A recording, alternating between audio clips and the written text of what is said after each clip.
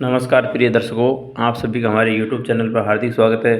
दोस्तों, आज एक आँख का पेड़, जिसको हम मदार का पेड़ भी कहते हैं, उस पेड़ से जुड़ी हुई कुछ रहस्यमयी बातें, कुछ धार्मिक कथाएँ, कुछ धार्मिक कहानियाँ तथा इसके आध्यात्मिक तथा इसके आयुर्वेदिक गुणों के बारे में इस वीडियो में बताने जा रहा हूँ। दोस्तों, कहा जाता है कि 11 वर्ष से अधिक पुराना पेड़ अगर हो जाता है आँख का, तो उसकी जड़ गणेश जी का रूप ले लेती है। अर्थात ये पेड़ गणेश जी को बहुत प्रिय है। और आपने अक्सर देखा होगा कि शनिवार के दिन गणेश हनुमान जी भगवान को आँख के फूलों की जो माला पहनाई जाती है। दोस्तों, अब आप समझ सकते हैं कि कितना चमत्कारिक पेड़ है। हनुमान जी को भी अर्पित है, गणेश जी को भी समर्पित है। दोस्तों, जो भी दर्शक मित्रगण नए जुड़े हो, चैनल को सब्सक्राइब कर ले और बेल आइकन को प्रेस कर ले। अब मैं वीडियो को शुरू करता हूँ। दोस्तों, कहा जाता है कि आँख का जो वृक्ष होता है, पेड़ होता है, वो अक्सर सड़कों के किनारे, खेतों के किनारे आपको आसानी से देखने को मिल जाता है। दोस्तों, इसके जो पेड़ के जो फूल होते हैं सफ़ेद, उनकी मालाएं भगवान हनुमान जी को अर्पित होती है, समर्पित होती है। और कहते हैं कि दोस्तों, इसका जो जड़ है वो धीरे धीरे ज़मीन के अंदर, पुराना जैसे पेड़ होता है, उसके पेड़ की जड़ों से गणेश जी की हूबहू मूर्तियाँ अपने आप भगवान के द्वारा निर्मित हो जाती है। अर्थात ये चमत्कारिक पेड़ है। दोस्तों, कहा जाता है कि यदि इस पेड़ की जड़ को टुकड़े कर धागे में बांध करके यदि कोई आदमी अपने गर्दन में बच्चे के डाल देता है, तो उसको कभी नज़र नहीं लगेगी। इस पेड़ को श्वेत मदार के नाम से भी बोलते हैं। और जो इस पेड़ की जड़ से बनाया हुआ गणेश जी होता है, उसको श्वेत मदार गणेश जी कहते हैं और दुकान पर आसानी से मिल जाता है।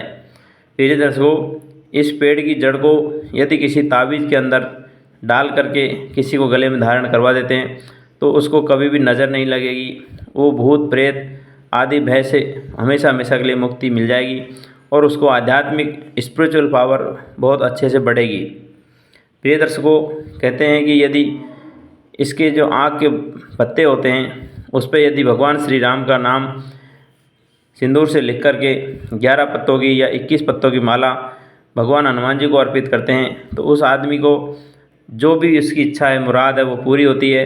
उसको धन नौकरी की कमी नहीं रहती। उसको गड़ा हुआ धन या छिपा हुआ खजाना की चाबी मिल जाती है।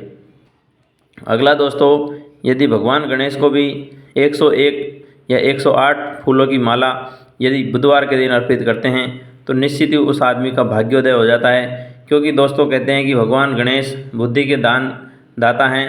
भगवान गणेश सर्वप्रथम प्रिय है, सर्वप्रथम पूज्य है। आपने देखा होगा शादी विवाह में सबसे पहले गणेश जी को ही न्योता दिया जाता है।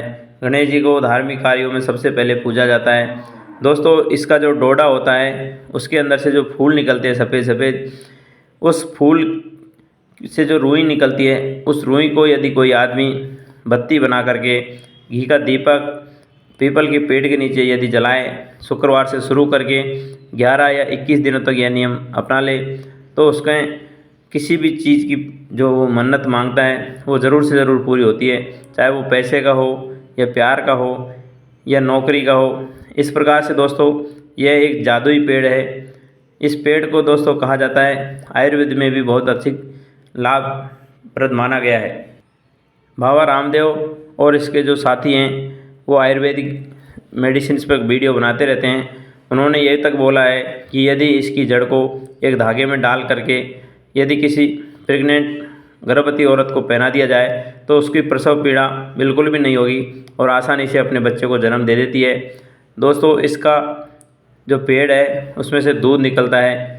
इस दूध को यदि कोई आदमी बतासे में डाल करके खा लेता है, तो ऐसे लोगों का जो भी पुरुषार्थ की कमी होती है, जो भी दस्त वगैरह, पेट से संबंधित जो भी परेशानी होती है, वो सब दूर हो जाती है। जोड़ों का दर्द वगैरह में भी बहुत अच्छा फ़ायदा करती है।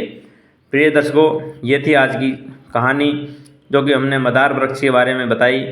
इस मदार वृक्ष का कितना महत्व है, भगवान गणेश को अर्पित है, भगवान हनुमान जी को अर्पित है, तथा आयुर्वेद में इसका कितना उत्तम स्थान बताया गया है। दोस्तों, ये वीडियो में बताई गई जानकारी आप ग्रंथों में, शास्त्रों में पढ़ सकते हैं। इसमें बिल्कुल भी झूठ नहीं है। सभी को राधे राधे, हरिओम, जय श्री कृष्ण।